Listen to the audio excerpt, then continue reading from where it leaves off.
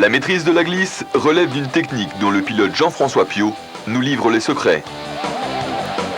À l'entrée d'un virage, on se trouve devant le problème de le prendre le plus vite possible. Et pour ça, il faut essayer de trouver une zone de freinage la plus courte, avec les méthodes du frein accélérateur. Une fois que la voiture est bien ralentie, et qu'on se trouve juste à pouvoir observer le degré du virage, on balance la voiture. Et à ce moment-là, l'arrière va avoir tendance à chasser vers l'extérieur. On le corrige petit à petit en contrebraquant. Le nez vient mordre bien à l'intérieur. L'important est d'aller piquer sur la corde légèrement avant le virage. On essaie de porter à droite bien après. L'arrière à ce moment-là a tendance à chasser vers l'extérieur. Et puis avec les roues avant, on les contrebraque vers l'extérieur. La voiture à ce moment-là revient parfaitement en ligne pour sortir du virage, de façon à ce que les roues arrière soient bien assurées sur la route et puissent accélérer.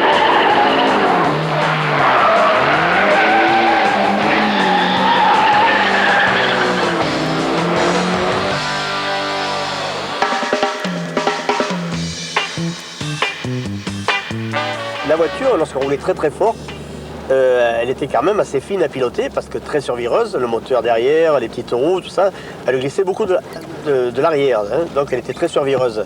Mais ça avait aussi un autre avantage, c'est que ça a permis à plein de jeunes de se faire forger une expérience en pilotage sur cette voiture qui était quand même très rapide, très efficace. Il lui arrivait même avec un tout petit moteur de faire des temps au milieu des berlinettes alpines qui étaient la référence à l'époque. Et ce qui fait que quand même les pilotes se sont beaucoup régalés à son volant.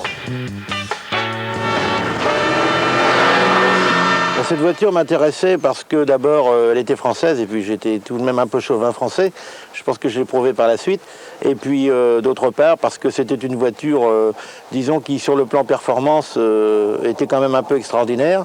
Et puis sur le plan général, si bon, moi j'étais à cette époque-là un peu violent au volant, en faisant une petite touchette, les pièces étaient bon marché et en plus même on pouvait trouver des pièces ailes, capot, tout à la casse, donc c'est un petit peu ce qui permettait qu'on puisse avoir une superbe gogo avec un prix relativement intéressant, même si on faisait quelques petites fautes de conduite.